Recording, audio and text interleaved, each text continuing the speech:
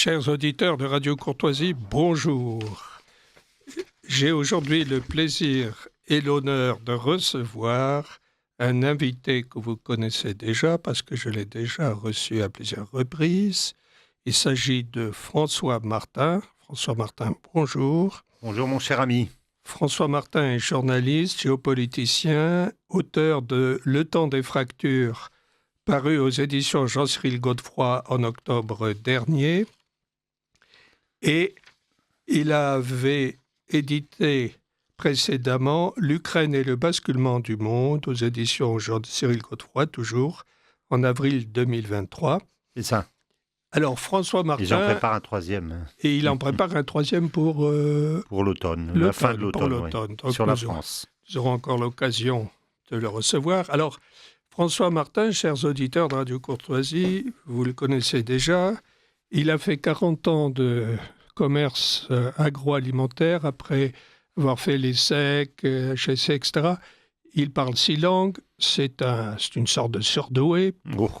Et il est érudit, et notamment érudit au sujet du Moyen-Âge. Oui.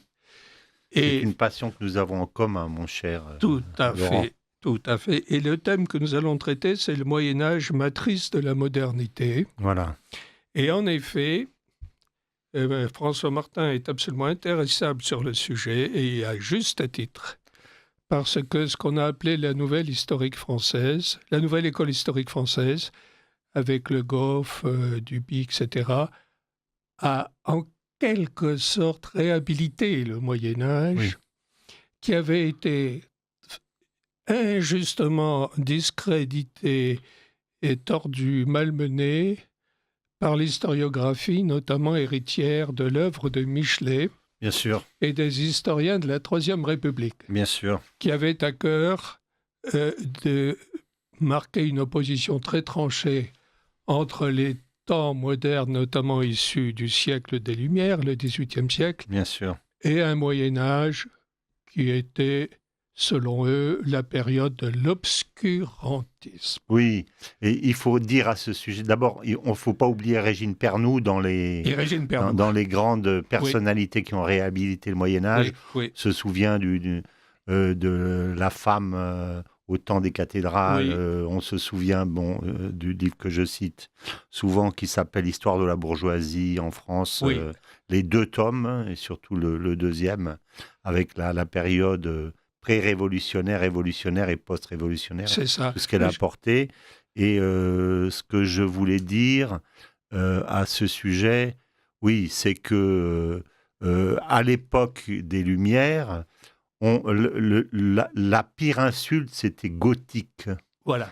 Par exemple, les philosophes des Lumières, ces grandes personnalités, traitaient Rousseau, qui n'était pas considéré comme un des leurs, comme l'idiot gothique. C'est ce que Voltaire disait de Rousseau, l'idiot gothique.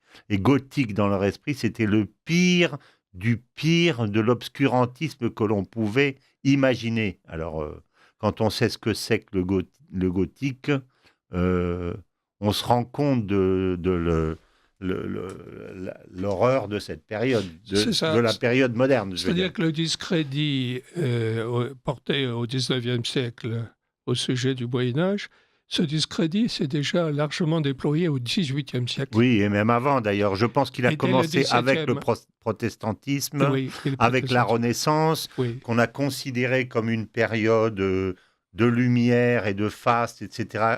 Et à ce moment-là, on a rendu le Moyen-Âge obscurantiste, alors qu'un des livres que je cite souvent et que je préfère est le livre de Rodney Stark, cet Américain qui s'appelle « Le triomphe de la raison », où il montre que la plupart des inventions qu'on attribue à la Renaissance, toutes les inventions tellement structurantes, en fait, je ne déploie pas parce qu'il fait un chapitre entier là-dessus, sont des inventions du Moyen-Âge en réalité. Vous pouvez peut-être les évoquer brièvement, ces inventions, parce que exemple, les gens ne le savent pas, ça. Oui, par exemple, les lunettes.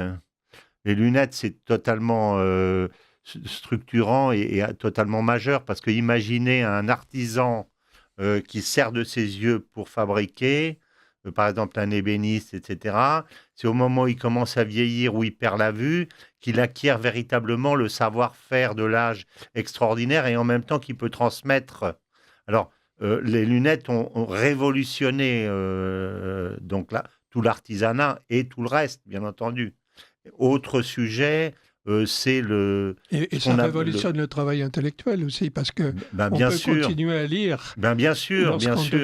On n'imagine pas tout ce que ça a été. Oui. Le gouvernail des tambours également, alors là, c'est une novation majeure. Et on peut dire ce qu'était le gouvernail. Le gouvernail, c'est le gouvernail à l'arrière, parce qu'avant, on utilisait une rame, en fait, pour... Alors, le gouvernail permet d'orienter la totalité du bateau, même un bateau qui est très, très long et très, très grand, avec uniquement une petite poussée à l'arrière. Et on l'actionne avec un volant. On l'actionne avec une barre, tout simplement. Une barre, oui. Vous savez, et une des autres inventions auxquelles je pense qui est tellement importante, ça a été l'invention concomitante du soc de charrue et du comment ça s'appelle, et du collier. Le collier pour les chevaux. Pour les chevaux, parce qu'auparavant on tirait avec des bœufs. Et donc, les bœufs, on prenait pas le cou du bœuf, mais uniquement le joug. Donc, on tirait pas aussi bien ni de la même façon. Puis, on était obligé de mettre les bœufs en ligne parce que on pouvait pas les mettre l'un derrière l'autre, ce qu'on pouvait faire avec les chevaux. Puis ça les étouffait, et surtout, on utilisait l'arère, c'est-à-dire qui était un petit croc qui ne retournait pas la terre et qui ne pouvait être utilisé que dans des sols qui étaient relativement pauvres et sur une petite profondeur. Et à partir du moment où on a pu utiliser le soc de charrue, c'est-à-dire retourner des terres lourdes avec des percherons, des boulonnais, avec des très, très puissants chevaux du Nord, on a pu exploiter ces terres du Nord qui étaient d'une richesse incommensurable. C'est comme si on avait découvert le pétrole, en fait, sur le plan de l'agriculture. Mais que l'on comprenne bien, on a pu utiliser ces chevaux puissants parce que le collier était le collier permet il ne les étouffait pas. Voilà, c'est ça, tout à fait. Et d'autre part, on a développé aussi une métallurgie qui a permis de forger les socs de charrue aussi. Oui, c'est ça, absolument. Donc, en fait, ça a révolutionné. Alors, il y en a un nombre d'inventions qui est énorme, mais ce n'est que quelques-unes d'entre elles. Bien sûr. Ça a permis une explosion non seulement les rendements, mais également les sols, parce qu'on a pu utiliser et mettre en travail des terres beaucoup plus lourdes et beaucoup plus riches du Nord. Et donc, on a augmenté la production céréalière d'une manière spectaculaire. Bien entendu. Ce qui a permis aussi un développement démographique. Bien sûr, évidemment. Il y a aussi la technologie des moulins. Bien sûr. On a des centaines de procès de moulins parce que il y avait tellement de moulins que les meuniers en fait s'accusaient mutuellement de se voler le vent. Alors, il y a des procès, oui, contre un autre, parce qu'au lieu de le mettre le moulin à 20 mètres, il l'a mis à 10 mètres. Donc, il m'a piqué mon vent, donc je t'accuse devant les tribunaux. Alors, il y avait une densité de moulins incroyable. Incroyable, oui. On avait découvert, comment ça s'appelle, l'énergie... éolienne. L'énergie propre avant l'heure. C'était l'énergie éolienne. Oui, tout à fait. Éolienne ou même l'énergie... par les fleuves, oui. Oui, parce qu'il y avait les moulins actionnés par le vent et puis les moulins actionnés par les cours d'eau, par les torrents. Tout à fait. Qui, eux, ne se volaient pas le vent, mais... Mais c'est aussi une technologie très sophistiquée que celle des moulins à eau. Bien sûr. Et on est en train de redécouvrir ça, d'ailleurs, maintenant, en faisant des expérimentations. Et on se rend compte à quel point il y avait une finesse de l'intelligence déployée pour élaborer ces technologies de moulins à eau. Bien sûr. Et alors, dans le domaine maritime, il y a eu aussi beaucoup d'autres inventions. Je pense que les boussoles sont dues aussi à cette époque. Enfin, le nombre, on a systématiquement attribué à la Renaissance des inventions multiples qui sont des inventions du Moyen-Âge. Et ça, il faut le dire dès le début, parce que, en fait, le livre, on peut parler un petit moment de ce livre extraordinaire que l'on peut trouver encore aujourd'hui, qui est édité aux presses de la Renaissance, oui. Qui explique que, en fait, ce qui a fasciné les étrangers qui venaient en Europe, c'est la différence à la fin du Moyen-Âge de niveau de développement qu'il y avait entre la civilisation occidentale et toutes les autres, y compris la civilisation chinoise qu'on essaye de valoriser, etc. Alors, à chaque fois aujourd'hui, je dirais, ceux qui veulent essayer de rabaisser le christianisme et la chrétienté ne cessent de dire « Ah ben regardez ce qu'il y a de bien chez les autres ». Mais en fait, ce qui était extraordinaire, c'était la différence de développement. C'est-à-dire que l'Europe a distancé ses concurrents, si on peut les appeler comme ça. Totalement. Et ses concurrents continentaux et civilisationnels. Totalement. Non pas à partir de la Renaissance, contrairement à ce qu'on dit toujours. Mais bien avant. Mais bien avant. Bien avant. Moyen-Âge. Tout à fait. Et alors ça, c'est dû à une caractéristique particulière de la religion chrétienne, c'est que la religion chrétienne, la religion catholique en l'occurrence, n'a pas eu peur de pousser le développement technique et technologique. Alors que toutes les autres religions, à un moment donné, je dirais qu'il y a eu un conflit entre le religieux et le scientifique, le religieux ayant peur que le scientifique lui vole la primauté. C'est ce qui s'est passé en Chine, par exemple, qui ont découvert les hauts fourneaux, je crois, au XIIe ou au XIIIe siècle, et ensuite, les mandarins ont fait en sorte que l'on arrête cette technologie parce qu'ils avaient peur que les nouveaux, je dirais, scientifiques ou les nouveaux techniciens leur prennent le pouvoir. Alors que la religion chrétienne, au contraire, a poussé au développement de la science, au développement de la connaissance, confère les centaines et les centaines d'universités ouvertes aux femmes, pas seulement la Sorbonne, mais il y en avait en Allemagne, il y en avait en Angleterre, il y en avait en Espagne, dans toute l'Europe. Ce n'est pas une civilisation, je dirais, qui est obscurantiste, ni qui va fabriquer des cathédrales qui étaient un laboratoire de technologie extraordinaire, qui va pousser à ça, ni non plus qui va pousser au savoir multiple où était ouverte aux hommes et aux femmes. Là aussi, on le sait pas. Je rappelle que... comment s'appelle-t-elle, Héloïse était une élève d'Abélard. Voilà. Donc on oublie ça. Et donc ça, c'est parce que la religion catholique a poussé au développement technologique. Et ce, depuis le début, puisque il cite abondamment, par exemple, Saint-Augustin. Et Saint-Augustin a une phrase que j'ai retenue de ce livre qui dit « Quel genre de bêtes serions-nous si nous n'avions pas le droit d'essayer de comprendre ce à quoi nous croyons ?» On ne peut pas imaginer une seconde qu'un cerveau totalement extraordinaire comme celui de Saint-Augustin n'ait pas cherché à s'intéresser au monde qui l'entoure, ni à la science, ni à la philosophie, etc. Et sous cette boulimie de savoir qui était la sienne, il s'est retrouvé dans un univers où il était totalement à son aise au sein de cette religion. Donc, il y a eu une émulation qu'il n'y a pas eu ailleurs. Saint-Augustin, c'est ça, c'est 340 et quelques. Oui, c'est le IVe siècle. C'est ça. Et donc, au IVe siècle, déjà, l'Église catholique met au premier plan le savoir. Bien sûr. Et saint Thomas d'Aquin, au Moyen-Âge, fait écho à cette préoccupation par son œuvre célèbre qui a présidé aux destinées de l'Église catholique jusqu'à Vatican II, pratiquement, et même au-delà. C'est ça.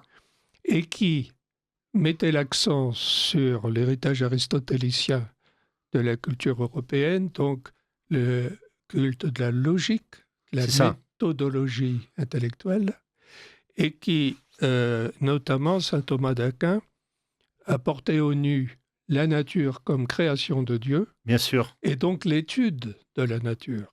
Bien sûr. Et ça fait écho à la phrase à la phrase de Dieu à Adam qui dit croissez, multipliez-vous, dominez la terre et maîtrisez-la.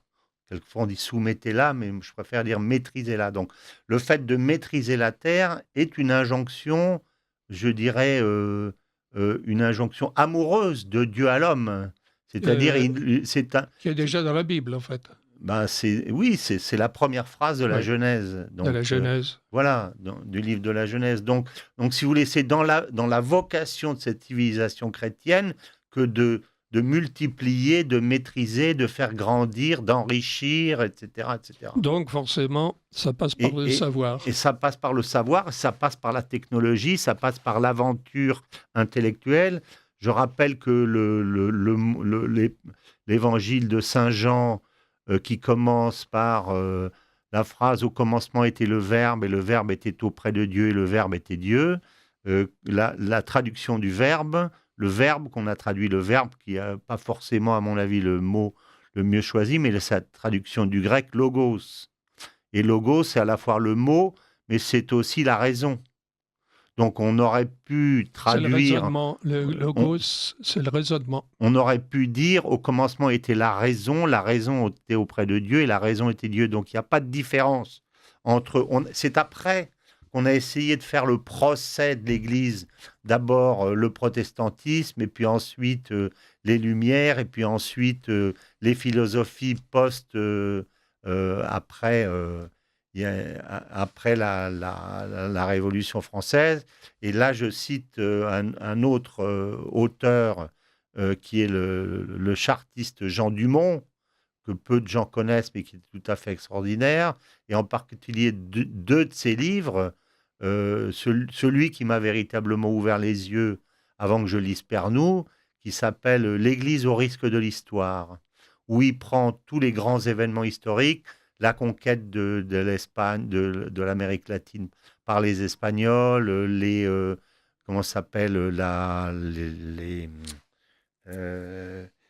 cette période de l'histoire de l'Espagne. La Reconquista. Pas la Reconquista, mais avec Torquemada, enfin cette période de l'Inquisition, un certain nombre de périodes comme ça, et il montre qu'à chaque fois, il y a eu des procès. En fait, c'est arrivé à notre époque sous la forme d'un procès contre l'Église systématique et d'un procès en obscurantisme. Moi qui avais vécu en Amérique latine et qui avait beaucoup voyagé, je savais très bien que l'accusation, à chaque fois, on dit le génocide des Espagnols. Et des Indiens par les Espagnols. Par les Espagnols. Mais alors moi, je réponds à chaque fois qu'on me dit ça, j'ai dit, écoutez, mettez-vous en pensée un pied de chaque côté du Rio Grande et vous regardez vers le sud et regardez vers le nord. De quel côté vous avez des Indiens, de quel côté vous n'en avez plus. On parle encore le quechua, des millions de Sud-Américains parlent encore le quechua.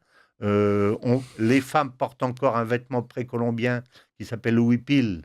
Il y a des chansons mexicaines magnifiques qui parlent de huipil. Hermoso huipil llevabas morena. Voilà, des chansons comme ça.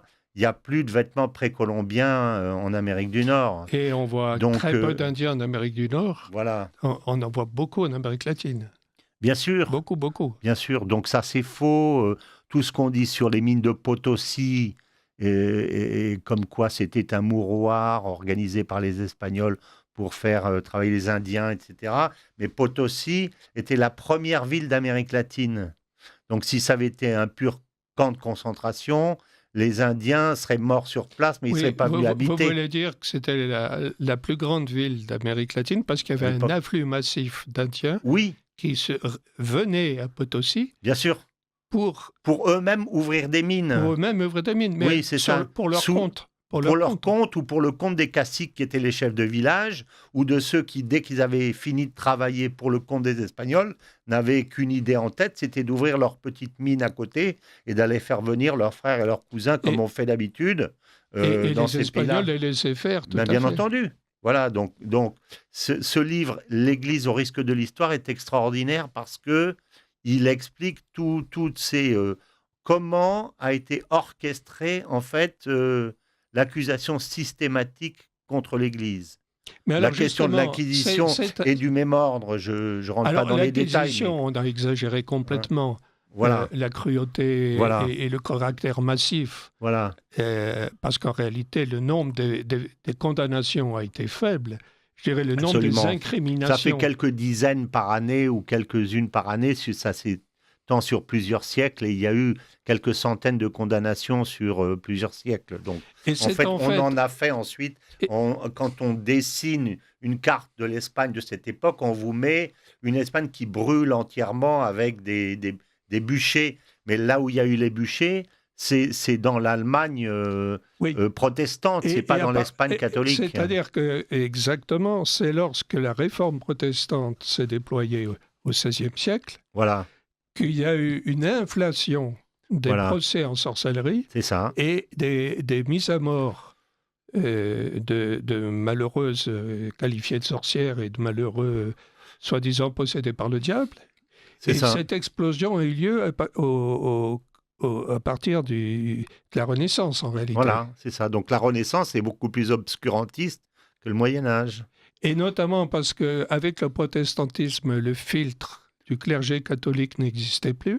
Bien sûr. Or, le clergé catholique filtrait les passions populaires et calmait les accusateurs un peu trop fanatiques qui, à tout bout de champ, voyaient des sorcières partout. On se souvient du film des sorcières de Salem, de cette histoire, qui est plus moderne. C'est un événement du XVIIe siècle, les sorcières de Salem. Je pense que c'est beaucoup plus moderne que ça. C'est 18e. 18e, je ne sais pas même si c'est pas même 19e. Non, 18e, voilà. Oui, alors voilà, ça c'est quelques exemples, disons, du procès. Il y a d'abord cette richesse extraordinaire du Moyen-Âge. Il y a les procès en jalousie qui ont été faits ultérieurement parce que s'il fallait construire quelque chose, il fallait dénigrer ce qui avait été auparavant. Et ce livre, L'Église au risque de l'histoire, prend courageusement, lance un grand nombre de ces procès historiques. Et comme Jean Dumont est en fait un chartiste, il a été lui-même chercher les documents originaux. Ce livre est extraordinaire parce que sur une page, il y a une demi-page d'écrit et une demi-page de notes de bas de page. Il y a plus de notes de bas de page que d'écriture en soi. Donc, c'est extraordinairement riche à lire parce qu'on a les explications à chaque fois. Et un des autres points, par exemple, dans ce même registre, c'est le procès de Galilée, parce qu'on fait de Galilée pile l'emblème même de l'obscurantisme de l'Église. Or, la vérité de l'histoire, c'est que c'est exactement l'inverse. Je peux expliquer en quelques mots, si vous voulez. Tout à fait. En fait, c'est très important. D'abord, Galilée n'est pas le découvreur du système copernicien. C'est Copernic. Mais il y a eu 4 ou 5. Il est que le dernier d'une lignée. Lui, il a inventé la lunette, qui permet, je pense, d'observer. Mais il y a eu plusieurs découvreurs précédents avant lui. C'est-à-dire que par un système hypothético-déductif, ses prédécesseurs avaient déjà établi le schéma de la constitution de la structure de l'univers. Voilà, c'est ça. Et lui le confirme par l'observation. Qui permet de grossir l'image des planètes. Voilà. Mais seulement ce qu'on ne dit jamais, c'est que tous les prédécesseurs qui en fait ont fait l'essentiel du travail, si ce n'est presque tout le travail, sont tous des ecclésiastiques. Alors, ce n'est pas tous des ecclésiastiques en rupture de ban qui ont découvert ça, alors que leur corps, je dirais, le corps de personnes dont ils étaient issus leur interdisait de le faire. Ça n'est pas vrai. Et Copernic, lui, était... Alors, Copernic, je ne sais pas si ce n'était pas un ecclésiastique aussi. Lui. Il faudrait vérifier, je ne me souviens plus. Mais en tout cas, ils étaient sous l'ombrelle de l'Église catholique. Bien entendu. Alors, ce qui s'est passé, c'est qu'en fait, les élites étaient largement coperniciennes, semble-t-il, mais le peuple restait ptolémaïste. Voilà, ptolémaïste. Et l'Église a voulu, en fait, faire avancer la science faire avancer la science, et puis permettre que le savoir se diffuse au sein du peuple. Donc, l'Église a pris justement un risque pour le bien de la science, ce qu'elle n'était pas obligée de faire. Donc, elle a demandé à Galilée d'écrire un livre qui s'appelle le dialogue sur les deux systèmes du monde, où elle a demandé à Galilée de mettre en scène un ptolémaïste et un copernicien et de les faire discuter. Ce qu'on appelait la disputatio. Voilà. L'art de la discussion. Elle lui a demandé de faire ça. Et lui, en fait, donc c'est le pape qui s'appelait Urbain VII, je crois, me semble-t-il, à qui elle a demandé de faire ce livre pour justement permettre de résoudre cette question et que les gens ne restent pas dans l'obscurité. Dans l'obscurantisme et dans l'obscurité à ce sujet. Et lui, en fait, a écrit ce livre. Donc, comme il était... Mais il a écrit tout seul. Il avait un sale esprit, c'était un caractère de cochon et un sale esprit. Alors, il a écrit... il a écrit le livre, mais il a torpillé la commande qui lui venait du pape, qui est venu le chercher en lui disant « Faites ça parce que ça va permettre de résoudre la question d'une façon spécifique. » Il n'en a pas fait une disputatio. Alors, si, d'une certaine façon, mais dans la disputatio, il a présenté le ptolémaïste comme un parfait imbécile. Mais il n'a pas donné la parole au ptolémaïste. Je pense je n'ai pas lu je n'ai pas eu le texte, oui. Mais d'après ce que j'en ai lu, il n'a pas présenté les arguments des deux d'une façon honnête, si vous voulez, mais il a fait du ptolémaïste un crétin parfait. Et il l'a rendu ridicule par rapport à l'autre qu'il a survalorisé. Et comme il savait que l'Église lui dirait « Tu n'as pas répondu à la commande qu'on t'avait faite, qui était de présenter la disputatio d'une façon honnête et équilibrée », il a donné au cardinal Bellarmin, qui était la personne chargée de donner l'imprimature, d'abord ce qu'on appelle le nihil obstat et l'imprimature. Il y a toujours deux, dans l'Église on donne deux. Nihil obstat, c'est-à-dire rien ne s'y oppose, donc on n'est pas contre, et imprimature, vous pouvez y aller. Il y a toujours les deux. Donc, il lui donne l'introduction insipide et la conclusion insipide sans lui donner le corps du texte où il y avait la bombe dedans. Donc, le cardinal Bellarmin lit l'intro et la conclusion, lui fait confiance et lui donne l'imprimature. Et ensuite, il sort le bouquin avec l'imprimature de l'Église en ayant triché et menti par rapport à la commande qu'on lui avait passée. Donc, il piège en fait son propre sponsor, si je puis dire. Donc, tout autre chef d'État que le chef de l'Église l'aurait fait zigouiller. Or, on l'a mis en résidence surveillée sous une forme, je suppose qu'à l'époque, compte tenu du grand personnage qu'il était, on n'a pas dû être extrêmement méchant avec lui, et on l'a laissé vivre. Mais la vraie histoire est celle-là. Donc c'est pas du tout. Et si on la phrase est pour donc s'il a été puni, c'est parce que je veux dire il s'était foutu de l'Église, pas parce que il avait défendu la modernité contre l'obscurantisme de l'Église. Et cette fameuse phrase que soi-disant il aurait prononcée, et pourtant je ne sais pas.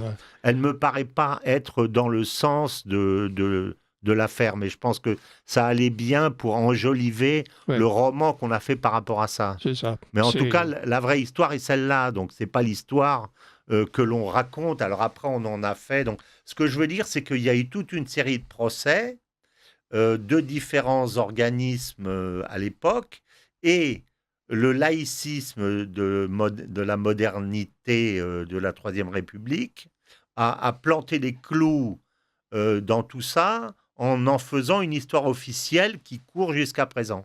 Et là, Michelet a joué un rôle énorme là-dedans. Parce qu'il avait un vrai talent de conteur. Alors, la Troisième République, cependant, a récupéré malgré tout un certain nombre de symboles dont elle avait besoin dans son histoire officielle, parce qu'elle avait besoin d'exalter le patriotisme, etc., dont Jeanne d'Arc en particulier, qui est une création, je veux dire, pas une création, quand même en partie une création de la Troisième République, mais ce que je veux dire, c'est que il ne faut pas du création, tout... Entendons-nous bien. C'est un fait historique très documenté. Oui, tout à fait. Mais je veux dire, en tant que symbole Elle a été mise en exergue par la Troisième République, alors que la monarchie l'avait oubliée, en quelque sorte. Je ne sais pas, mais en tout cas, si elle a cette importance qu'elle a aujourd'hui, c'est parce que la Troisième République en a fait un symbole de résistance à l'oppresseur étranger, et elle était pratique. C'est-à-dire que la monarchie ne l'avait jamais oubliée, non, mais disons que au XVIIe, XVIIIe siècle, elle n'était pas énormément mise en avant. C'est ça. Mais je veux dire, c'est très important de rappeler tout ça, parce que les gens qui prennent l'histoire moderne telle qu'on la leur enseigne, sans savoir, d'une part, quel est le legs, aussi bien spirituel, mais aussi matériel, philosophique, littéraire, etc., du Moyen-Âge, et d'autre part, la série de procès qui ont été faits par ceux qui ont voulu, je dirais, faire leur propre grandeur et leur propre pouvoir en amoncelant les cadavres de leurs parents, je veux dire, c'est important de rappeler ça. Mais justement... Parce que, et je vais finir ça là-dessus, parce que lorsque vous êtes à l'étranger, quand vous êtes en Espagne, quand vous êtes en Italie en particulier, vous n'avez pas ce type de procès. Ah oui. La modernité est construite sur la richesse du Moyen-Âge et non pas contre la richesse du Moyen-Âge. Ça, c'est très particulier de la France. Ah, oui. Et je le pense, moi, profondément,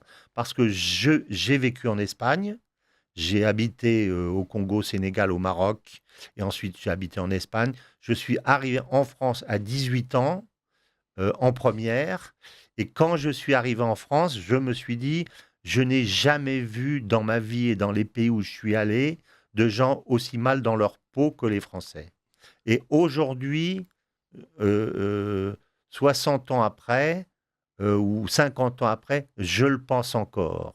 Et je pense qu'il y a chez les Français une déchirure intérieure extrêmement profonde, parce que les chefs de la modernité, au lieu de leur dire « Regardez quelle belle richesse nous avons eue, mais nous allons faire quelque chose de différent avec ça », dans le message de révolutionnaire, et là je fais appel aussi à un autre livre de Jean Dumont qui s'appelle « La Révolution française ou les prodiges du sacrilège », qui a été construit précisément pour détruire l'idée de la civilisation ancienne, et on pourra expliquer pourquoi.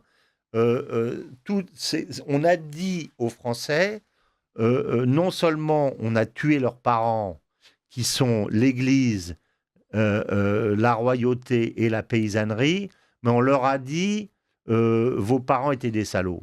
C'est-à-dire les Thénardier modernes ont tué les parents de Cosette et lui ont dit, tes parents étaient des salauds. C'est-à-dire on a construit une histoire officielle en disant, alors les Français sentent bien que c'est pas vrai, et en même temps, ils sont tributaires de cette histoire officielle moderne qui ne se construit qu'en dénigrant les beautés extraordinaires du passé, qui ne sont pas exemptes non plus d'erreurs, bien entendu. Mais je veux dire, tout pays pense à exalter son passé, et nous, on essaye de construire une modernité en détruisant notre passé. Et je pense que c'est ça que les Français n'arrivent pas à avaler. Et je dis ça pour une raison particulière, c'est que si on veut reconstruire une France, je dirais, postmoderne, avec sa grandeur, avec sa richesse, qui aille de l'avant, il est très important de solder cette période historique et de faire justement le procès de cette modernité mortifère. Et on est en plein dedans aujourd'hui encore. Il y a aujourd'hui un combat au sein même des élites françaises entre ceux qui disent on veut croire à la vie, on veut croire au bien, on veut croire au passé, on veut croire à la grandeur, on veut croire et on veut construire sur ce qu'on a fait de beau, et ceux qui disent non, c'était moche, c'était sale, c'était horrible, tout était, etc.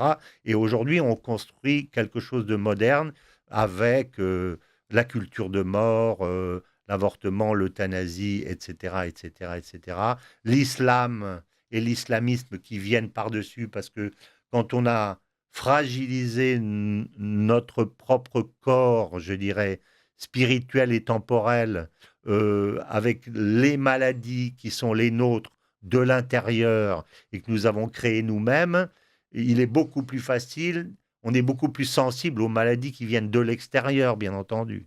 Voilà, donc il y a tout un suivi là et toute une mécanique qu'il est important de démonter. Voilà, c'est ça que je voudrais dire. Alors, chers auditeurs de Radio Courtoisie, vous écoutez le libre journal de la crise de Laurent Arthur Duplessis, c'est-à-dire moi, et mon invité est François Martin, journaliste, géopoliticien, auteur de Le temps des fractures, paru aux éditions Jean-Cyril Godefroy en octobre 2004, et nous traitons le thème suivant le Moyen-Âge matrice de la modernité. Et alors justement, François Martin, il y a eu ce 19e siècle qui a totalement vilipendé le Moyen-Âge.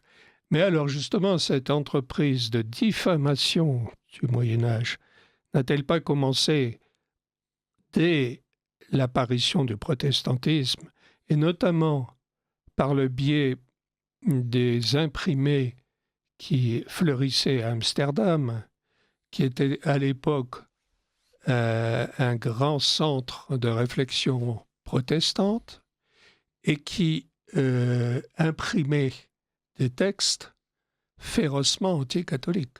Oui, alors certainement. Alors, ce n'est pas la période de l'histoire que je connais le mieux. Vous la connaissez sans doute mieux que moi, mais il est certain que ça a été le début, je dirais, d'une guerre qui a... ça a commencé là. Bien sûr. Et alors, je pense qu'il y a eu là-dedans quelque chose dont on parle assez peu, qui est en fait le début d'une guerre économique et en particulier d'une guerre financière. Et ça, Pernoud le montre très bien en disant que, en fait, on a là aussi, par esprit de dénigrement, on a dit oui, c'est une période qui n'était pas libre du plan économique, le Moyen-Âge, etc. En fait, c'était une période très libre, mais qui tenait l'économie dans une sorte de carcan de façon à ce qu'elle ne déborde pas en économisme, je dirais. C'est-à-dire l'Église se considérait comme garante d'une économie au service de l'homme et pas d'un homme au service de l'économie. C'est important ce que vous dites là, c'est fondamental. Parce que là aussi, le système des corporations qui s'est déployé au Moyen-Âge et qui a perduré jusqu'à la Révolution a toujours été présenté comme un horrible carcan asphyxiant complètement la créativité et la vie économique, alors que pas du tout. Bien sûr. Par exemple, un jeune drapier avait le droit de se mettre à son compte librement, n'importe quand, n'importe où. Mais par contre, il n'avait pas le droit de vendre des draps d'une qualité nettement inférieure, et il n'avait le droit ni de casser les prix, ni de vendre au-dessus du prix convenu pour étrangler ses clients s'il se trouvait en situation de monopole. Donc, il était libre de son installation, mais pas de faire ce qu'il voulait avec ses produits, avec son système commercial. Donc ça c'est très important. C'était donc la défense du consommateur avant la lettre. C'était la défense du consommateur, c'était la défense du fournisseur, c'était la défense de la filière. Et ça porte un nom, ça s'appelait le juste prix. Et sur le plan financier, ça se traduisait par l'interdiction de l'usure. C'est-à-dire que le crédit devait servir à financer, je dirais, des affaires et des opérations réelles et pas à faire de la finance pour de la finance. Mais on peut remarquer que, cependant, encore une chose, l'opération de discrédit portant sur le catholicisme a voulu faire accroire que le capitalisme était incompatible avec le catholicisme. Bien sûr. Qu'il ne pouvait venir que du protestantisme. Voilà, Jean Dumont fait un chapitre là-dessus où il dit que c'est faux. Alors Par contre, la vraie bataille, c'est celle du crédit. Parce qu'on comprend bien qu'il y avait un certain nombre de gens, surtout si l'économie se développait au fur et à mesure, qui disaient « mais moi, je veux utiliser l'arme du crédit pour prêter à tout le monde ou prêter à tous ceux qui veulent, à des taux usuraires, etc. » On sait par exemple que la civilisation chinoise est très largement basée sur l'usure, puisque même encore aujourd'hui, vous avez on sait que s'il y a beaucoup de boutiques chinoises qui sont installées, il y a des gens à qui on a prêté à des taux sur 30 ans, 40 ans, 50 ans. Donc, ils sont dans un système, j'ai vu ça en Afrique aussi, dans certains endroits. Un système confiscatoire. Dans des systèmes de crédit, vous mettez le commerçant dans votre propre boutique ou dans votre propre maison et vous lui prêtez sur 50 ans. Et vous voulez dire quoi? Qu'on les a servis au long cours? Ça veut dire qu'on le tient, son prêteur le tient complètement. Parce qu'il passe sa vie à rembourser lui et ses enfants. Donc c'est un taux s'il cesse de payer, bien sûr. Oui. Et s'il cesse de payer, on le fiche dehors et il se retrouve tout seul. Donc en général, on fait ça aux étrangers pour être sûr de les tenir. Moi, j'ai eu un client qui était le plus grand client, un des plus grands clients que j'ai eu de ma vie professionnelle, qui était un Gambien à Banjul. La capitale de la Gambie, c'est une ville qui s'appelle Banjul. Et il avait la moitié du marché de toutes les boutiques de Banjul lui appartenait. Et il avait mis exclusivement des Mauritaniens comme vendeurs. Donc il a été chercher des centaines et des centaines de Mauritaniens et il les avait mis dans ses boutiques. Et il leur livrait le sucre, le riz, l'huile, la farine, la tomate, toutes les marchandises qu'ils nous achetaient. Moi, en tant que fournisseur, je vendais du riz, de l'huile, la farine, ces produits-là. Et il bourrait ces Mauritaniens de marchandises. Et quand les Mauritaniens devaient rembourser les crédits, c'est un type qui savait ni lire ni écrire. Hein. Il savait ni lire ni écrire. Mais alors, il avait un cerveau, il savait compter d'une façon extraordinaire. Et donc, il venait me chercher le matin parce que comme il ne supportait pas que j'aille voir qui que ce soit d'autre, il envoyait ses sbires pour me chercher à l'hôtel le matin et il me gardait avec lui jusqu'au soir. Et le lendemain, pareil, jusqu'à ce que je quitte la ville pour m'empêcher d'aller voir ses concurrents. Donc, il veut séquestrer en quelque sorte. D'une certaine façon, et avec beaucoup, très amicalement, dont je l'ai vu fonctionner. Et alors, tous les jours, il envoyait un petit gamin, de ces petits, en haut d'une armoire poussiéreuse. Il dit « Sors-moi le rouleau qui est là-haut, en haut à gauche ». Alors, le gamin monte sur l'escabeau. Celui-là, il dit « Non, non, pas celui-là. Celui-là à gauche. » Voilà. Alors, il descend, il dit « Lis-moi ce qu'il y a écrit. » Alors, il y a monsieur... Bamaoda, Karim qui doit tant, etc., tel jour. Il dit, c'est aujourd'hui, n'est-ce pas? Oui, c'est aujourd'hui. Bon, on y va. Alors, il allait en procession chez le Mauritanien, là, qui habitait à l'autre bout de la ville, dans la boutique de ce type qui s'appelait Aladji Momodou Moussanjai, et il lui disait, maintenant, tu payes ton écho. Alors, le dit, je ne peux pas payer. Il dit, tu dégages de la boutique. Ah bien, attends, je vais trouver une façon de te payer, je te paye cet après-midi. Je reviens cet après-midi. Et il faisait travailler toute la ville. Et il trouvait le moyen de payer comme ça. Évidemment, parce que sinon, ils étaient à poil, sans marchandises, sans rien, tout seuls, au milieu de Banjul, avec juste leur djellaba. Donc, ils n'avaient plus qu'à reprendre l'avion et à rentrer chez eux en Mauritanie. Donc, ce que je veux dire, c'est que ce système qui consiste à piéger ces contreparties avec des taux de crédit usuraires ou des systèmes comme ça, est un système qui existe dans le monde entier. Le Moyen-Âge prohibait ça. Complètement. Alors, nous allons passer un message et reprendre ce sujet passionnant. Vous appréciez cette émission? Alors aidez Radio Courtoisie à en produire d'autres. Rendez-vous sur soutenir.radiocourtoisie.fr. Merci d'avance. Parce que justement, cher François Martin, le Moyen-Âge prohibait le taux usuraire. Oui. Mais ça n'a pas empêché l'essor du capitalisme au Moyen-Âge. Bien sûr. Notamment, on l'a vu en Italie du Nord, où la société en commandite a été inventée par les marchands italiens au XIIe siècle, je crois. La société en commandite. Ce qui permettait notamment de lancer des expéditions commerciales au loin. Bien sûr. Et de manière à développer un commerce lointain Bien sûr. En assumant le risque capitalistique que cela représentait. Bien sûr. Et cette structure juridique de la société en commandite, elle a été inventée dans un monde profondément catholique bien sûr. Au Moyen-Âge. Bien sûr. De même que les lettres de change, c'est pas tout ça, c'est bien antérieur. Le fait que vous pouviez voyager sans avoir votre or et vous déposiez votre or auprès d'une banque à Londres ou à Paris, et puis que vous récupériez votre or en montrant votre lettre à Milan, ça, ce sont des inventions du Moyen-Âge. Et ça a permis l'essor du commerce international.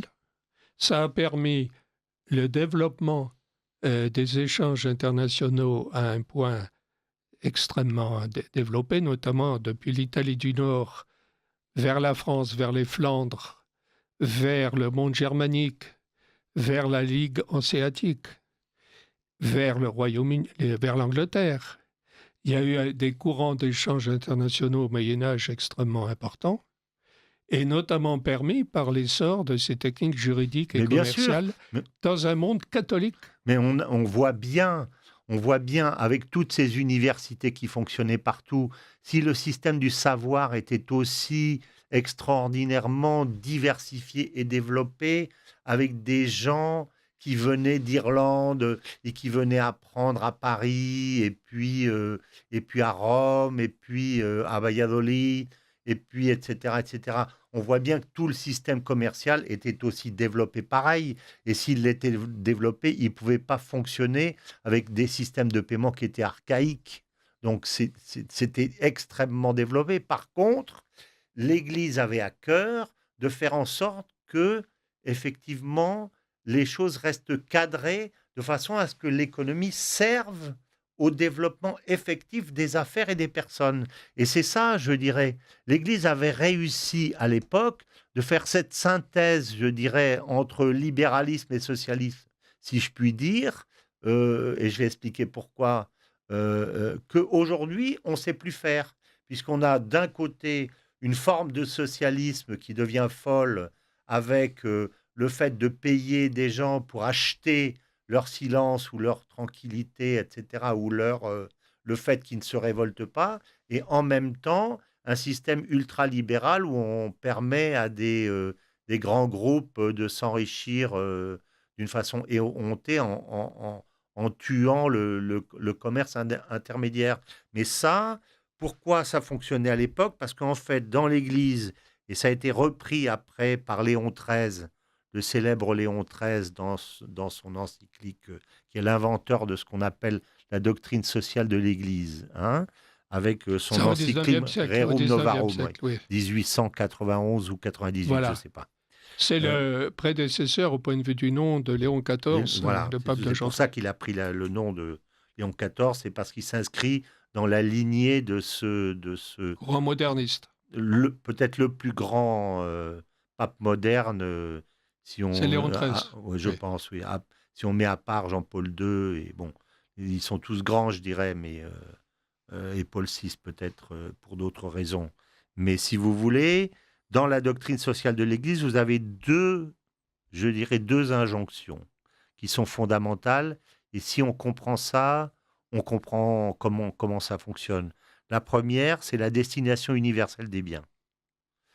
La destination universelle des biens, c'est-à-dire tout appartient à tous. Donc ça, c'est une injonction, je dirais, plutôt socialiste. Et elle fonde le droit d'expropriation ou le droit, à un moment donné, l'État peut décider de vous prendre votre maison parce qu'elle veut qu'il y ait une autoroute qui passe ou pour une raison supérieure, qui est une raison collective, elle peut considérer que votre bien ne vous appartient pas. L'État peut considérer, oui. Oui, qui ne vous appartient pas en propre. Ça s'appelle la destination universelle des biens. Mais si vous n'avez que ça, vous avez un système socialiste. Et même totalitaire. Absolument. Et la deuxième est une injonction qui, si elle est seule, est aussi totalitaire, c'est le droit à la propriété privée. C'est-à-dire que l'État considère que la personne qui a gagné de l'argent, ou parce qu'elle a le droit de conserver l'argent qu'elle a gagné pour lui-même, pour ses enfants, pour sa famille privée, et pour ses... Oui. Je veux dire, voilà. Donc, et les deux sont ensemble, et l'un équilibre l'autre, je dirais. Voilà. Mais alors, Léon XIII fait en quelque sorte écho au Moyen-Âge, là. Bien sûr, Bien sûr, et ça c'est la doctrine permanente de l'Église, mais si vous voulez, ça a été redit sous cette forme à ce moment-là, à l'époque moderne. Révolution industrielle. Mais si vous voulez, contre ça, on comprend qu'il y a beaucoup de philosophie ou de systèmes politique ou économique, et le libéralisme est à mon avis l'un d'entre eux, qui va faire exploser ce carcan parce qu'ils disent je suis beaucoup plus à l'aise moi qui suis riche si l'homme est au service de l'économie et en particulier à mon service à moi qui suis riche ou même très riche, plutôt que si moi si l'économie est au service de l'homme et si moi je suis obligé de me plier à un certain nombre d'injonctions qui m'empêchent de me remplir les poches autant que je le voudrais. C'est tout le débat moderne. Mais l'État moderne est incapable de faire ça. Mais alors, ne peut-on pas dire que C'est ce que voulait faire le général de Gaulle. Oui, il voulait faire. Et il s'inspirait du catholicisme social de Marc Sangnier, d'une certaine manière, au XIXe siècle. Et de la doctrine sociale de l'Église. La doctrine sociale de l'Église. Développée par Léon XIII. Oui. Par Léon XIII. Et alors, justement, ne peut-on pas dire que cette doctrine sociale, je dirais, la vision économique traditionnelle la vision traditionnelle de l'économie par l'Église catholique, au Moyen-Âge revisitée par Léon XIII, est-ce qu'on ne pourrait pas dire que si elle avait perduré, elle aurait empêché l'hyperfinanciarisation du système économique avec des bulles spéculatives gigantesques qui menacent la stabilité économique mondiale? Tout à fait, c'est tout à fait vrai. Et je crois d'ailleurs que la période ensuite de la Renaissance, je n'ai pas de connaissances très précises, mais vous devez en avoir, a correspondu sur le plan économique et financier à une période de gigantesque inflation, c'est-à-dire que les ennemis d'Église ont fini par avoir leur peau, et en particulier la peau du carcan économique dans lequel elle obligeait les hommes à rester pour leur propre bien. Et par ailleurs, une autre réflexion qui est connexe à ça, c'est qu'évidemment, dans un système relativement contraint comme était celui-là, il y avait des personnes et des groupes de personnes à la marge. Je pense aux Lombards, je pense aux banquiers juifs, je pense sans doute à un certain nombre d'autres, qui, eux, devaient être là pour vous rendre le service, en fait, que le système général ne voulait pas vous rendre, comme toujours. Donc, ça minimise un peu, si tu veux, vous voulez, le caractère, je dirais, des minorités comme étant des minorités forcément exploitées, etc. Je pense que ce n'est pas forcément le cas dans le système de l'époque.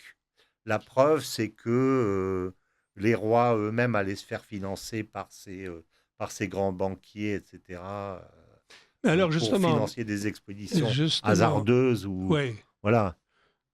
Et justement, lors des Amériques, à partir du moment où il y a eu la découverte du Nouveau Monde, il y a eu, comme vous savez, une arrivée massive d'or en Europe, notamment en Espagne. En Espagne, oui. Qui ensuite est passé dans l'Europe manufacturière, en France et dans les Flandres, etc., puisque les manufactures vendaient aux Espagnols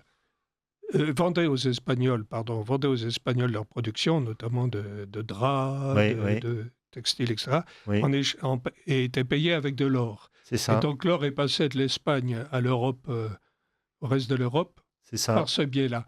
Mais cette arrivée massive d'or a en quelque sorte, évidemment, briser les linéaments de l'économie médiévale. Oui, tout à fait. Et notamment a permis un essor énorme du système bancaire. Voilà. Et d'autre part, ça a eu un autre effet, c'est qu'à cause de ça, l'Espagne a été, je dirais, envahie par les draperies étrangères à des prix relativement élevés et s'est vidée d'une partie de son or, puisque les draps étaient très importants. On se souvient des foires de Provins, de Douai, etc., qui étaient des foires aux draps en grande partie, et qui à tel point qu'il y a un des rois, je ne sais pas si ce n'est pas Philippe II, qui a pris la décision d'importer des quantités massives de moutons et d'installer les moutons en Espagne pour que l'Espagne puisse créer sa propre industrie des draps sans être obligé de les importer d'Angleterre ou d'ailleurs. Oui, mais ça n'a pas enrayé la paupérisation de l'Espagne, effectivement, au XVIIIe siècle. Sans doute, oui. Mais donc, cette arrivée massive d'or à partir de la découverte des Amériques a bouleversé les structures économiques du Moyen-Âge. Oui, certainement. Oui, bien sûr, oui, c'est évident. C'est évident. Alors évidemment, ça a nourri le développement d'un système bancaire très, très important. Tout à fait. Mais ça a incité... Alors, l'influence du protestantisme est arrivée là-dessus pour favoriser le développement du crédit. Bien sûr, absolument, tout à fait. Et à ce moment-là, je pense que l'idée de tous ces groupes de personnes, c'était d'essayer d'avoir la peau de l'Église pour pouvoir faire le doux commerce à volonté, et en particulier sur le plan financier, sans avoir ces injonctions de ce qu'on appelle le juste prix. Et d'une certaine façon, on est encore aujourd'hui dans ce système. Parce que le doux commerce, vous reprenez l'expression de Montesquieu qui avait dit le doux commerce, parce que dans son esprit, ça permettait d'établir la paix, oui. Car le commerce a besoin de la paix. Oui. On peut ensuite épiloguer en disant que ce n'est pas toujours le cas, loin de là. Il y a quelque chose d'amusant à ce titre, justement, c'est que le gentil Montesquieu, en fait, a peu écrit finalement en dehors des livres qu'il a écrits lui-même, mais Pernous cite le fait, il a peu écrit sur lui-même, alors que je crois que, comment il s'appelle, Voltaire correspondait énormément, mais on a retrouvé le détail de ses affaires chez ses notaires. Et comme il était propriétaire de grandes terres dans la région de Bordeaux, puisqu'il était le président du Parlement de Bordeaux, si je me souviens. C'est un grand notable bordelais. Un grand notable bordelais. Il avait des multitudes, je dirais, de voisins, et en particulier de petits voisins. Et il a passé sa vie à leur faire des procès pour leur piquer leurs terres ou leur confisquer parce qu'ils ne l'avaient pas payé, etc., etc. Donc, le partisan du doux commerce a été lui-même, pour ses propres affaires, le partisan d'un commerce tout à fait guerrier, surtout lorsque lui était grand et que les autres étaient petits. Alors ça, c'est Pernous qui... On a des centaines de procès de Montesquieu que Pernous a été dépioté, je pense, avec délectation. Voilà. C'est comme ce grand moraliste qu'était Voltaire avait fait fortune dans le commerce triangulaire. Oui, bien sûr. Lui, tous les autres, ils sont tous sortis de là extrêmement riches grâce à la caisse d'escompte. C'est-à-dire que c'était vraiment les bobos de l'époque. C'est-à-dire, je parle du bien de l'humanité, mais je m'en mets plein les poches. En fait, ils ont tous été pareils. Sauf Rousseau, je pense qu'il lui était un idiot gothique dans l'esprit des autres, qui était le parfait imbécile, qui comprenait rien et qui suivait une chimère.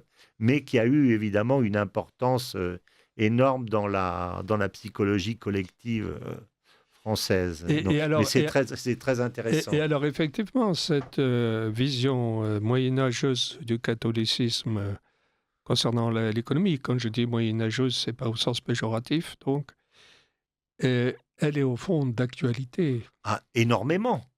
On est exactement aujourd'hui en train de se demander comment résoudre des problèmes que nous avons résolus collectivement pendant 1000 ans et qu'aujourd'hui, en fait, on ne veut pas, on dit qu'on ne peut pas résoudre, mais qu'en réalité, on ne veut pas résoudre. Et le fait, si vous voulez, que la finance serve aujourd'hui essentiellement à nourrir la finance au lieu de servir à nourrir l'activité productive réelle, et en particulier la toute petite activité réelle, ce qu'on appelle le microcrédit, qui est extraordinairement peu développé de nos jours. Je sors d'un colloque que j'ai organisé sur l'Afrique hier avec mon club HEC et nos partenaires de l'IHEDN, où on a parlé justement de l'agriculture en Afrique. Il y a extraordinairement peu de microcrédits aujourd'hui. Ça, c'est un scandale absolu. C'est un scandale absolu. Le microcrédit, il y a des demandes énormes de quantité d'argent de personnes qui ont besoin pour développer leur commerce d'équivalent de 500 € ou de 1000 €. Et aucune banque n'est prête pour vous prêter 500 € ou 200 € ou 300 €. Leur production agricole. Leur production agricole, oui, pour acheter un petit appareil ou quelque chose pour vous aider à améliorer votre productivité. Vous avez besoin de 200 €, 300 €. Aucune banque ne vous prête ça. Et pas plus. À l'époque, il y a une vingtaine d'années, on parlait beaucoup de ça avec l'homme qui avait développé ça, qui s'appelait Mohamed Younous. Et vous n'entendez plus parler de Younous ni des gens qui l'ont suivi parce que la finance préfère s'alimenter elle-même plutôt que d'aller nourrir des vrais projets productifs. Or, c'est tout le bas de la pyramide qui meurt de faim, je dirais. C'est là qu'il y a besoin d'argent. Et en fait... Et le Moyen-Âge avait résolu ça. Il avait résolu ça. Puisqu'il obligeait la finance à travailler de cette façon-là. Et oui. Et l'on voit... Vous n'avez pas le droit de prêter pour prêter. Oui. C'est-à-dire que la finance n'avait pas la possibilité, le droit et la possibilité de se nourrir d'elle-même. Voilà, c'est ça. Or, aujourd'hui, elle fait principalement ça. Et on voit aujourd'hui le développement de fortunes gigantesques par le jeu de la spéculation financière. En partie, oui. Par le jeu de la spéculation financière et par le jeu du monopole ou de l'oligopole. Alors, je ne dis pas que la finance était parfaite et que l'économie était parfaite à cette époque. Ce n'est pas ça que je dis du tout. Mais je ne serais pas étonné. Il faudrait lire des livres d'économistes qui connaissent bien cette période. Si, en fait, le commerce était beaucoup plus,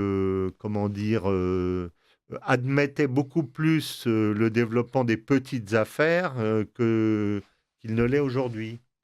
Je vois par exemple, comme j'ai passé beaucoup de temps en Afrique, comment fonctionne le commerce en Afrique. Quand vous avez un grand commerçant, par exemple à Pointe-Noire, comme j'ai eu pas mal de clients, si à un moment donné, il veut faire grandir son exploitation et qu'il a... Alors d'abord, on fait venir les gens de sa famille parce qu'on a plus confiance, mais parce qu'on résout plus facilement les litiges commerciaux avec sa propre famille plutôt qu'avec des gens qu'on ne connaît pas. Donc on fait venir du Mali. La plupart des commerçants importateurs de Pointe-Noire sont des Maliens ou des Sénégalais, ce qu'on appelle les Westaf. Donc ils sont là, ils font des affaires, etc. Et ils font venir les frères, les cousins, les enfants, etc. du Mali pour venir travailler dans la boutique. Et puis à un moment donné, il y en a un qui a un peu grandi, qui a travaillé avec l'oncle et qui dit « je veux me mettre à mon compte ». Eh bien, le propriétaire, il ne va pas lui scier les pattes, il va l'aider à financer son activité. Et pour nous, dans notre mentalité occidentale, il dit, mais enfin, il est en train de créer sa propre concurrence. Pourquoi il fait ça? Alors, il fait ça, d'une part, parce qu'il sait que le neveu lui est redevable, donc il ne lui fera pas d'enfant dans le dos ou pas trop, parce que, la famille, ça compte. Donc, quelque part, il le ficelle. Et puis, d'autre part, il sait que si à un moment donné, il a une grosse demande et qu'il manque de stock, il ira prendre les stocks chez le neveu en lui disant « avance-moi les 100 tonnes qui me manquent ».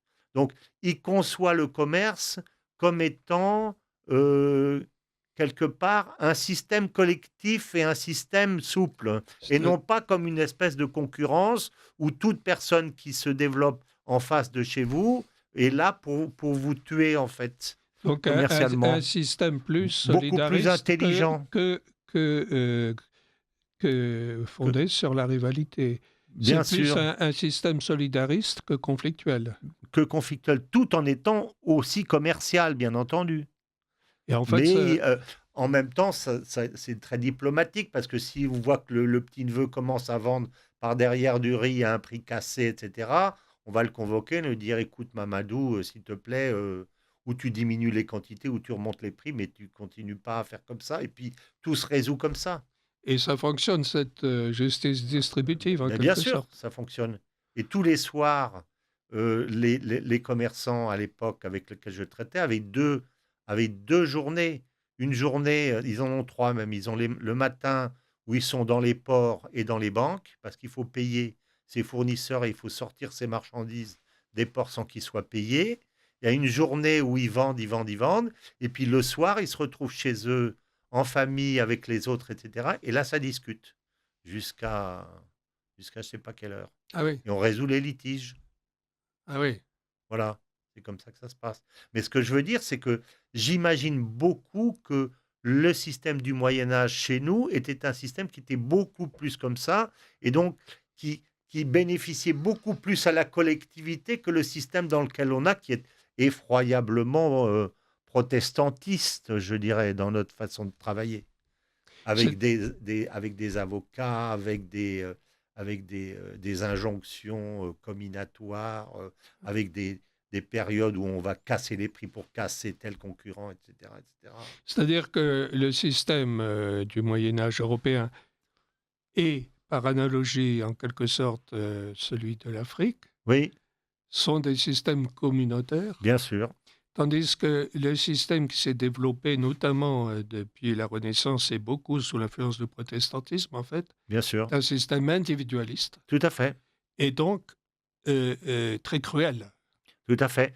Et d'ailleurs, on n'a pas abordé la question de la Révolution, mais on peut en parler un peu. Là aussi, donc, il y a ce livre de Dumont qui s'appelle La Révolution française ou les prodiges du sacrilège, où il montre que la Révolution a voulu casser le système traditionnel et communautaire, confère ce qui se passe aujourd'hui quand on dit qu'on veut casser les États, on veut casser les communautés, on veut casser, etc. C'est la les loi, familles. On est exactement de 1790. Voilà, tout à qui fait. interdit les corporations, tout à fait, dissout les corporations. Qui brise, et c'est dit par ceux qui ont instauré ce système en disant on ne veut plus avoir en face de nous des communautés organisées, mais on veut avoir des individus seuls et désaffiliés face à l'État.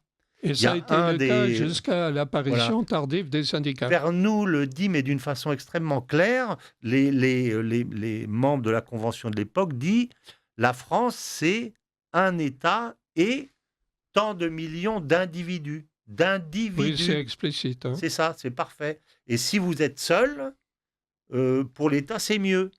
Mais par contre, comme en fait on a à ce moment-là, je dirais, des carènes liquides d'individus, comme sur les bateaux, qui peuvent aller ou d'un côté ou de l'autre selon la pression, etc., il est très important d'avoir des ennemis de l'extérieur pour que l'on puisse attirer les personnes et les enrégimenter au service de grands desseins, vrais ou faux d'ailleurs. Alors, on retrouve les campagnes napoléoniennes exactement de la même façon, et on retrouve les injonctions d'aujourd'hui par rapport aux Russes, etc. On est dans le même système. C'est-à-dire la conscription obligatoire et les guerres de masse. Et les guerres de masse, tout à fait, c'est tout à fait ce système-là, alors que imaginez qu'aujourd'hui, vous ayez des systèmes communautaires. Que vous ayez en France des communautés. Non pas des systèmes communautaristes, mais des systèmes communautaires. Il ne serait pas possible de pousser les personnes, comme on le fait aujourd'hui, à travers l'information de masse des grands médias, etc., comme on le fait en disant « Ah, les Russes sont méchants, les Américains sont méchants, les Chinois sont méchants, ou au contraire, les tels sont gentils, les immigrés sont gentils, les autres. » Aujourd'hui, on peut faire ça parce qu'on a quelque part désaffilié les Français, et c'est la Révolution qui a créé ceci.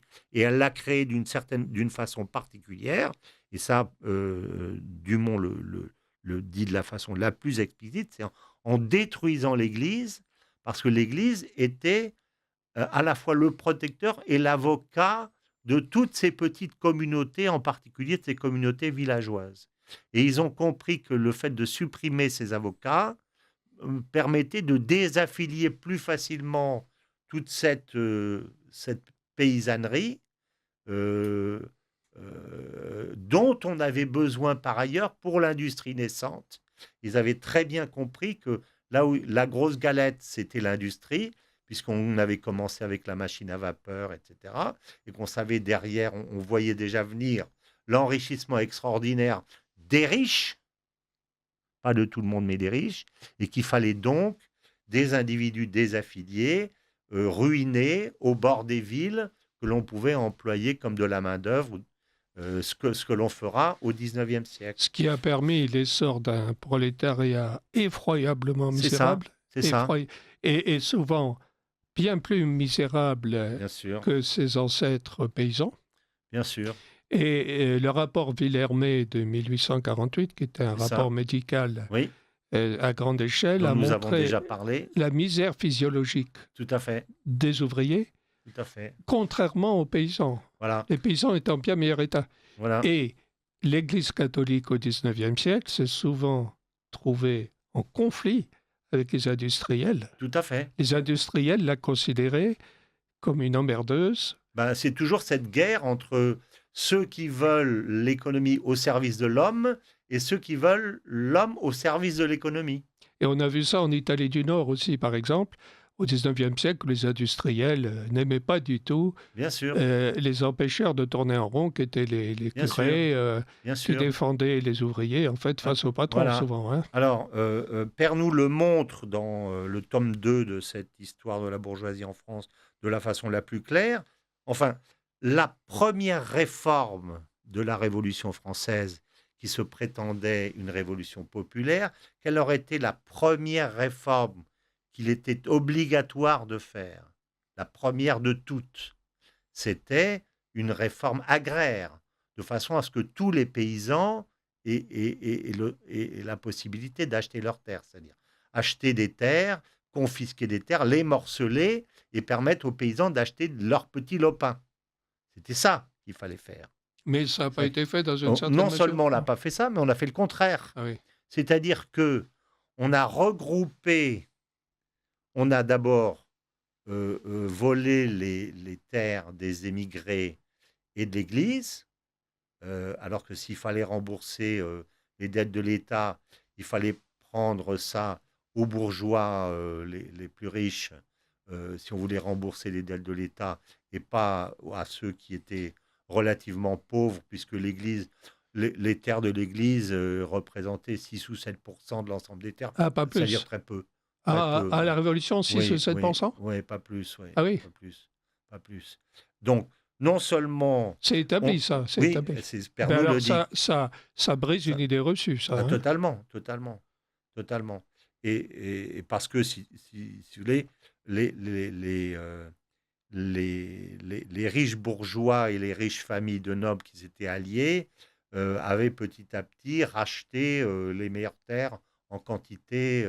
Mais à partir du siècle de Louis XIV et jusqu'à la Révolution, la bourgeoisie s'est appropriée ou a racheté, souvent d'ailleurs à des nobles ruinés qui payaient l'impôt du sang et qui se ruinaient. C'est ça. Il y a toute une noblesse d'épée qui a payé l'impôt du sang, comme on disait, et qui en réalité, je crois, n'était pas soldé dans les armées du roi. Oui, c'est ça. L'officier de la noblesse d'épée qui allait guerroyer répondait à un code de chevalerie. Oui, c'est ça. Il n'était pas rémunéré. C'est incroyable. Et en fait, il se ruinait. C'est ça. Il revenait estropié quand il n'était pas mort. Voilà. Et il n'était pas indemnisé. C'est ça. Et en fait, il était écrasé de dettes et le bourgeois lui rachetait à bas prix sa terre. Et il le faisait marcher. Voilà. Et donc, si on finit donc cette histoire,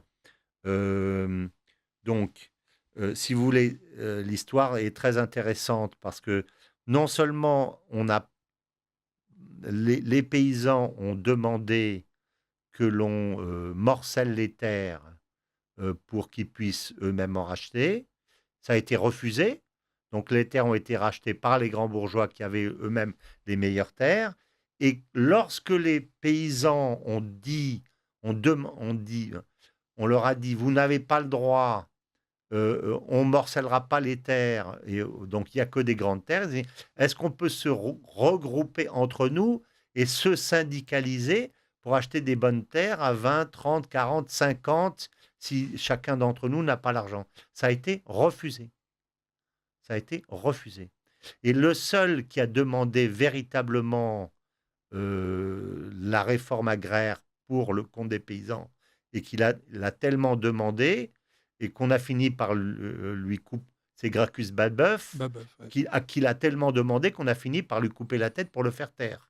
Donc, il n'y avait vraiment aucune intention d'aider ceux qui, dans une France très, très largement rurale, étaient ceux qui avaient véritablement besoin. C'était eux, le peuple. Alors, évidemment, ça, c'est la première chose. Deuxième chose qu'elle raconte, c'est que lors des États généraux... Régine Pernoud. Oui, des États généraux qui défilent à Versailles, le tiers-État défile en noir, habillé en noir.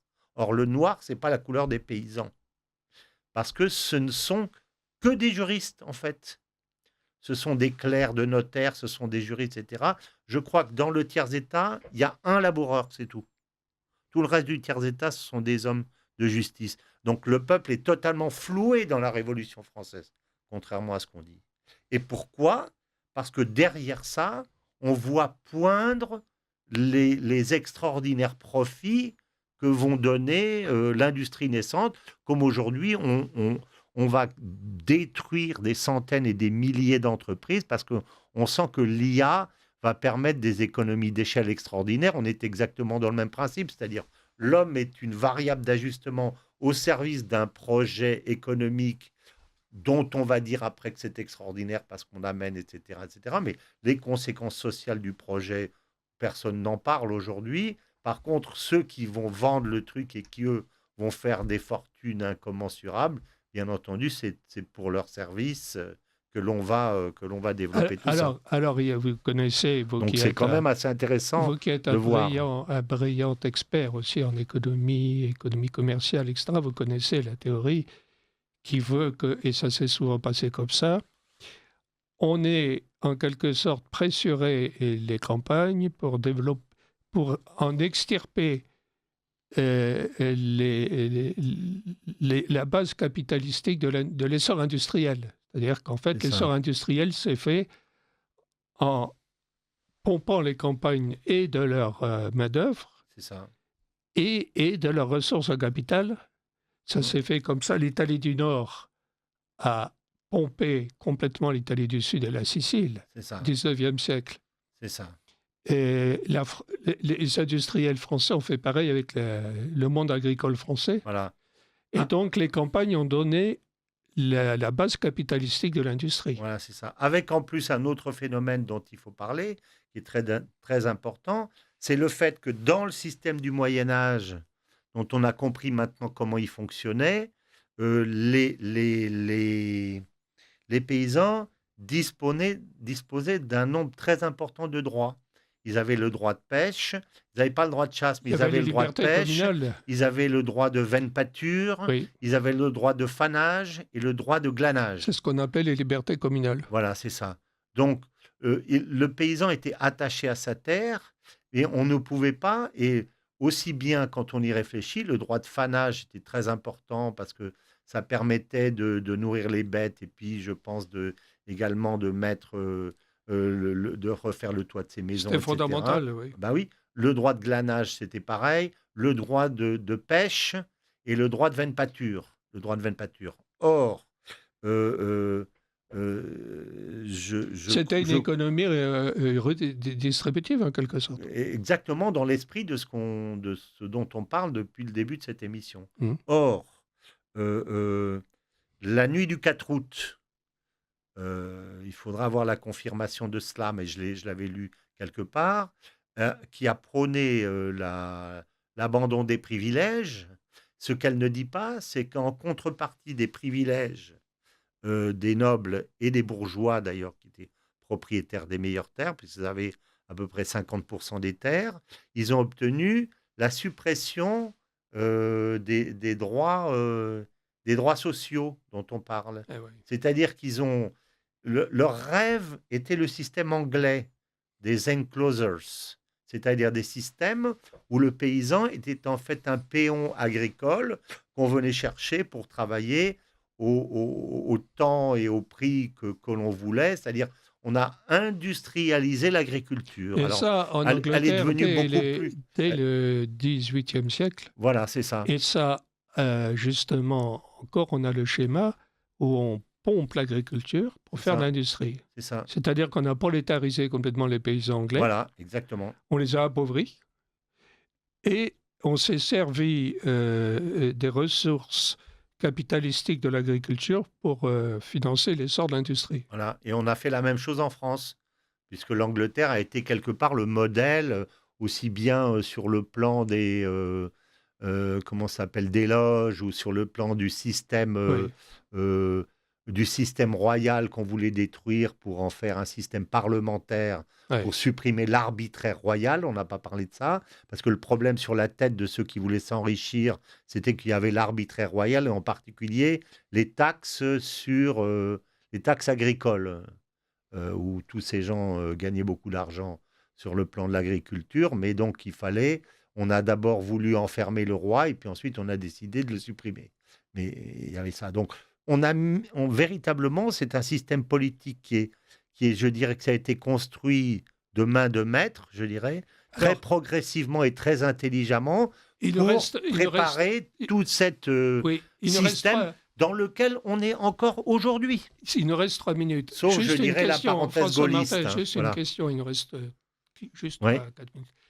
Est-ce que les révolutions industrielles auraient été possibles si on avait conservé le système économique du Moyen-Âge, c'est-à-dire justement la concentration capitalistique qui a permis l'industrie à grande échelle?